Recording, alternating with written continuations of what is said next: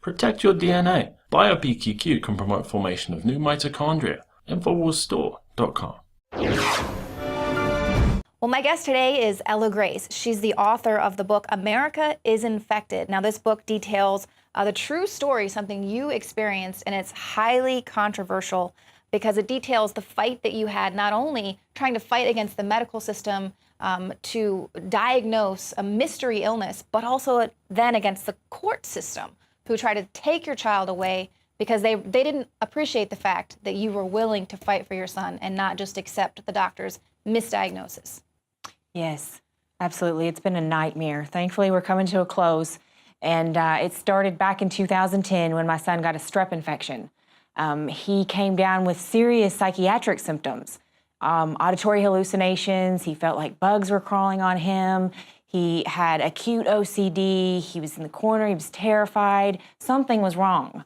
We continued to call the pediatrician. No, we don't, that wouldn't happen. What's happening? I'm watching it happen. And so basically on the third day, there was another pediatrician that had answered the phone. He said, this sounds like an acute onset of pandas. Well, I didn't know what that was. I mean, a panda bear.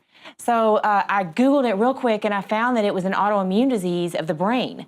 I didn't know that it was controversial and that there was all sorts of stigma associated with it because it had just recently been identified that summer. So when I go to the emergency room, I'm like, oh, my son has pandas. And then I guess that sent up all kinds of red flags. And should have had a lawyer with me that day. Yeah.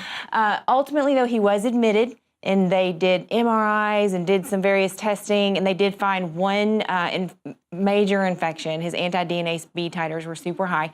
So they treated him with antibiotics, and he got better.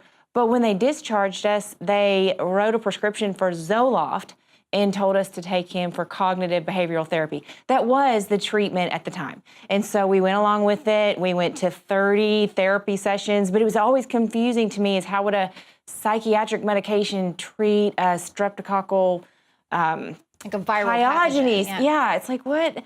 So anyway, go with it, do what they say, right? We have to do what they say. Right. Everything that they say. And so we're being compliant, we're going every week. A year later, this thing happens again, but this time it's in his gut, and it's just like he's writhing in pain. I'm like, okay, therapy is not the right treatment for this. So I call the therapist, I'm like, come to the house, you've got to see this.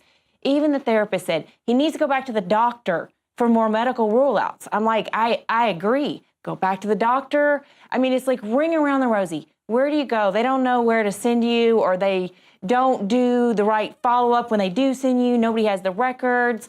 When I finally got to the conclusion, I did understand why, but when I was going through it at the time, it was extremely frustrating, and it was heart-wrenching to watch him go through this. At the same time, I was experiencing some symptoms myself, and they were tingling of the hands and feet. I was losing weight, grinding my teeth. I kept thinking it was the stress, the financial stress, losing my hair. It was just, I had a finger break that just wouldn't heal. I had to have 2 surgeries. It's like, what is wrong with me? But of course, there was the recession and the financial strain and all the things that we hear cause all these physical symptoms, but still doesn't make much sense. So I end up on some psych meds myself for the anxiety and the sleep abnormality, and I end up getting nerve blocks because I get diagnosed with RSD. So we've got these 2 major mysterious illnesses going on in our home at the same time. I kind of tabled mine because his completely took the forefront in 2013 when he contracted a second strep infection. Theoretically, you would want to put a child with this diagnosis called pandas on amoxicillin to prevent future strep pyogenes infections, similar to rheumatic fever. But our pediatrician didn't agree, and so he contracted a second one, which put him over the charts. And it was so sad to watch.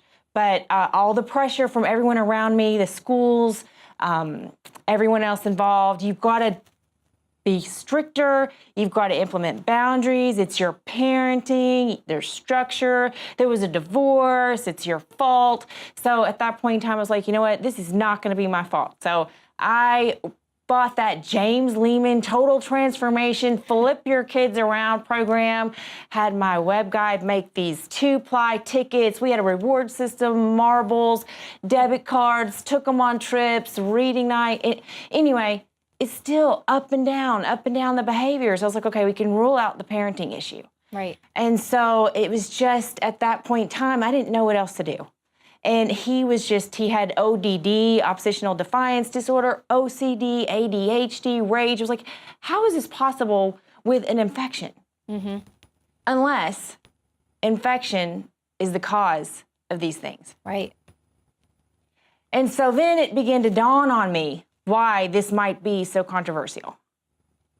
So at that point in time, we had to contact the juvenile court systems, we got entangled with them.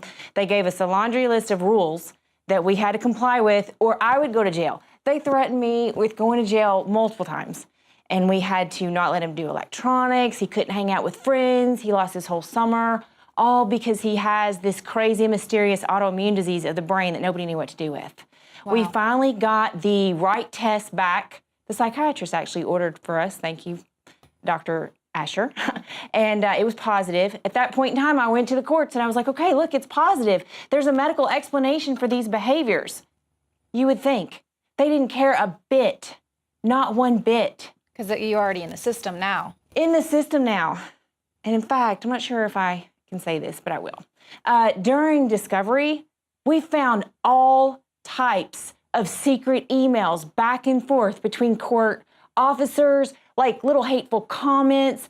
There was so many number of times they could have stepped in and helped us, like at least 100. Wow. But this went on and on. They kept on putting him back in the detention center, Ultimately, we ended up in Maryland. He got IVIG because he was so advanced. He got steroids. Of course, the treatment makes them worse before they get better. Back in the detention center, but this time the judge put him in there for 5 weeks because I think she was a little worried about a lawsuit. And so solitary confinement for 5 weeks. And now he at that point developed PTSD in addition to the pandas. Wow. So dealing with all of these things. And that's crazy to me because all you're trying to do as a parent is figure out what's truly wrong with your child. You're there with them. You could see something is not right. It's not working. You're doing everything the system is telling you to do. And we're supposed to believe that them taking your child away is for the best interest of the child. They don't care.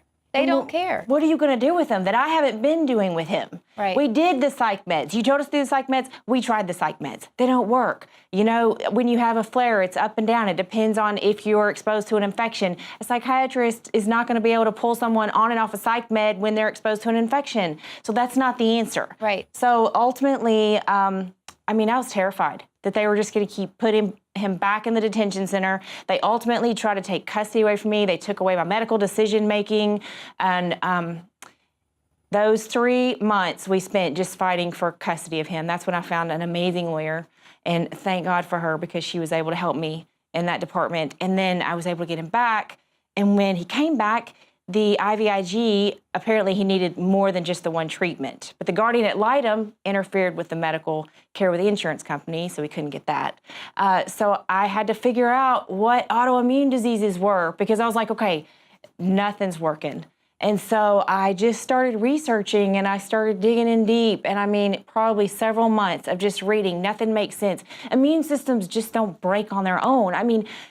How did we just all of a sudden wake up one day and everyone's immune system is malfunctioning? Right. There has to be something going on. And I didn't know what it was. So I went back to work at the spa and I just started asking clients. My clients are healthy clients. They're not obese, they're not sedentary, they work out all the time, they eat at Whole Foods. They do everything we're told to do. And they were chronically ill, fibromyalgia, chronic fatigue, kids with OCD, ADHD, families, and I started recognizing patterns. And so I just really felt like after being there for a while and watching this thing, whatever was happening was contagious. Now, you were just getting into the discovery, so take us there. It was shocking, to say the least.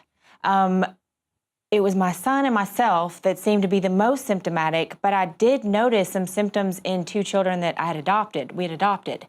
And that's when I just realized there was something contagious, something was spreading. It was, I didn't know what it was. And my son had been tested for literally everything under the sun. So I did have extensive lab work to look at. Even though I didn't really know what I was looking at, I did Google every single word. And I did notice that, or I was told he had an active mycoplasma infection. So I launch into mycoplasma. And I'm like, what's mycoplasma? Yeah, it's supposed to be walking pneumonia. That's what it's supposed to be. It's supposed to be this relatively benign bacteria. The interesting thing is it's a very small genome. I think it's like 464 genes. It's the smallest. And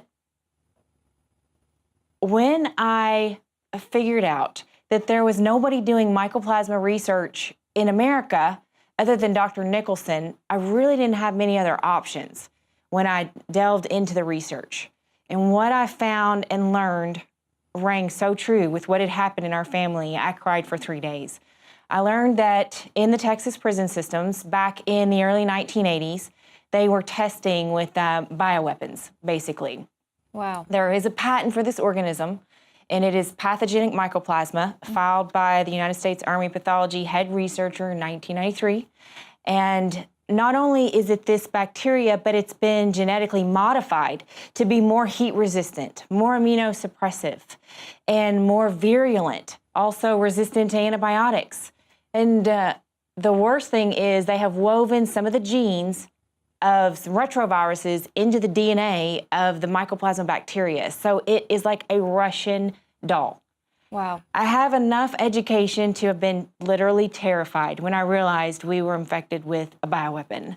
Cried for 3 days, and I thought, oh my God, please, you know, there's nobody that's going to be able to help us. And so I just kept looking and reading, and I did find a treatment protocol. It explained everything.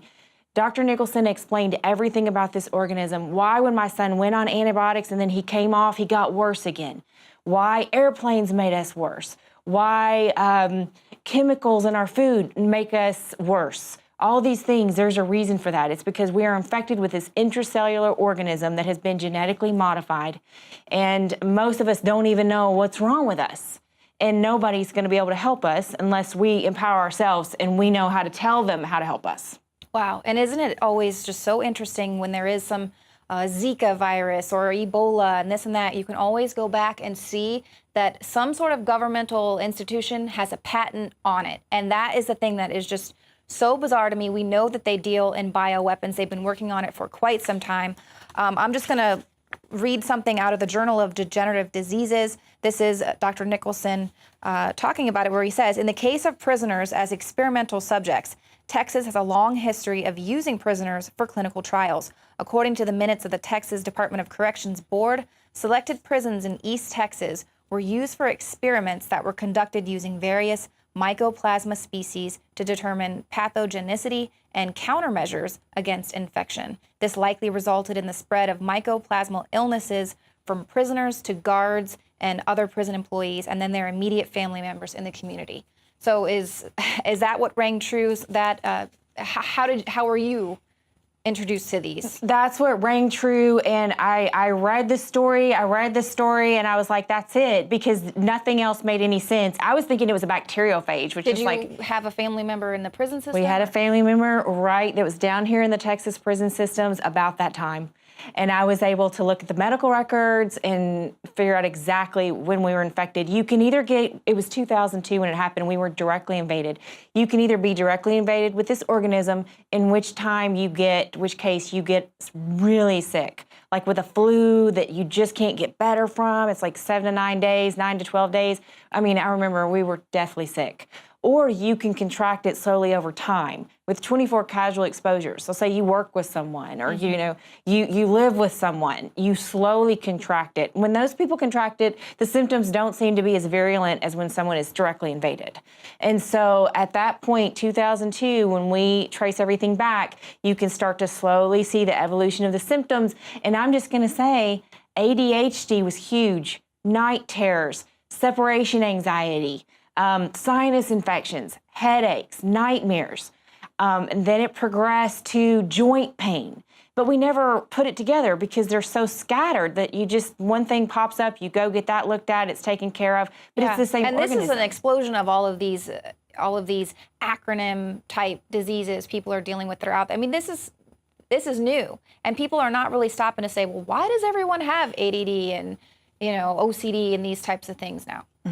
Exactly. And then you're thinking all these other problems like finances, or it's my marriage, or it's my children, or it's just whatever. You're blaming everything else, not realizing what the actual root is. Wow. And then so you really get into the nitty gritty. I mean, I've got the patent right here for pathogenic mycoplasma, filed June 6, 1991, after, of course, they do a series of clinical trials to see, countermeasures, things like that. You can always find these patents.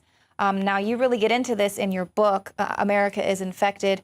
So talk to me a little bit more about the book. How can people learn more about what is next? I'm really excited about this, because I think it is time that this information gets out. I mean, Dr. Nicholson tried to tell him back in 1998. He went in front of the Senate committees. You cannot find it by blood. You have to find it by polymerase chain reaction testing. At that point in time, for whatever reason, they did not listen. But just like you said, there is an explosion. Everyone knows there is something. They just don't know what it is. I'm not really an author, but when I found this out, I said, I'm going to figure out how to write a book, because I've got to tell people this is just such a travesty. But on my Facebook page, on the Pandas Facebook page, I'm like, I'm going to write a book. And then all of a sudden, you need an editor. So an editor just falls into my life. And this is how this works also with my agent, Dr. Stuckey. He has been working with me now to get this information out. We're working on the website. You can actually buy the book by going to americaisinfected.com. I highly recommend reading it from beginning to end. Like I've heard from moms, chapters 1 through 11 give me PTSD. But it's very chaotic, but it's reminiscent of so many lives today. And then you'll see how I start to figure things out. I documented all the doctor's visits, what they said to me, my questions to them, how I recorded things.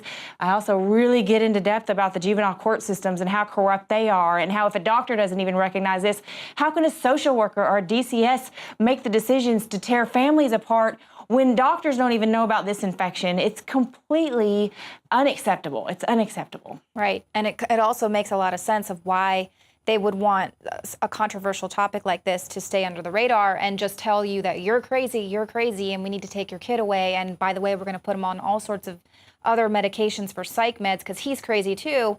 Meanwhile, this is actually happening. They're actually dealing with bioweapons in the prison system and elsewhere, a lot of times in the foster care system, and with these kids who don't have a parental unit making sure that they're not being used in clinical trials and things. But this type of stuff is really going on. Really, and it does take someone like you who really cares and who isn't going to allow themselves to be gaslighted and told that, you're crazy, this doesn't exist, in order to bring these things to light. And of course, to have doctors and things like that who aren't afraid to speak out, because who knows what else is out there. This is one patent that we're dealing with in one small Texas prison. Mm-hmm. It's just what's out there is crazy to me. So people can go to americaisinfected.com. Yes. Is there any other websites, or buy the book for sure? Mm-hmm. Just buy the book there, or read the book. Buy 5 copies for your friends and family. Anyone that has any symptoms, just give them the information. Just tell them. I will say the treatment is in the patent. The inventor would know the right treatment. So the treatment is in the patent. Also, there's protocol on Dr. Nicholson's website that we actually followed for our whole family. By the way, did I mention we actually found it in our dog? The dog got treatment too. Everyone's doing much better. Yeah. So there is this hope. is airborne thing. So this is something that a lot of people might be dealing with that they don't even know. And meanwhile, they're going to pump you full of all the drugs that you don't really need that aren't going to help you. Well, Ella, thank you so much for what you've written here and what you've done for this country, really. So go out and buy the book, America is Infected, at americaisinfected.com.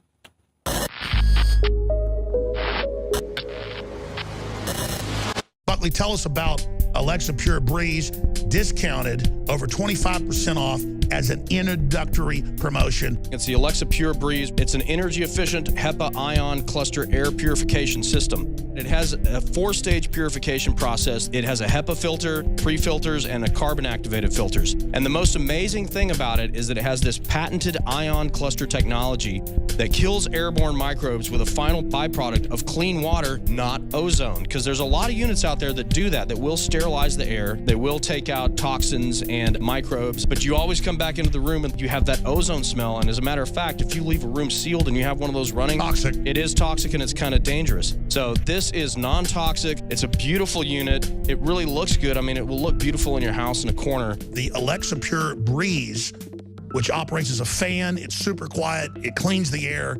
Every major room in your house really should have one of these. The cheapest equivalent unit costs $259.95, and there are other units that are up to $899 to $1,000 that do exactly what this unit does, but they're not as quiet because this one has a silent mode which runs at 16 decibels. One thing that I encourage everybody to do is go and just look up online the toxicity of being inside all the time. In this current age, we're inside the vast majority of the time. Hardly do we ever get outside in the sun. We're usually out inside doing something in our office or at home. Houses have all kinds of stuff that's outgassing. I'm not going to tell you what the story is, but just go and Google that and look at a toxicity. Sure, well, it's well known. Inside. Great job, Alexa Pure. Infowarsstore.com, InfowarsLife.com for all the nutraceuticals. Buckley, thank you so much, my friend.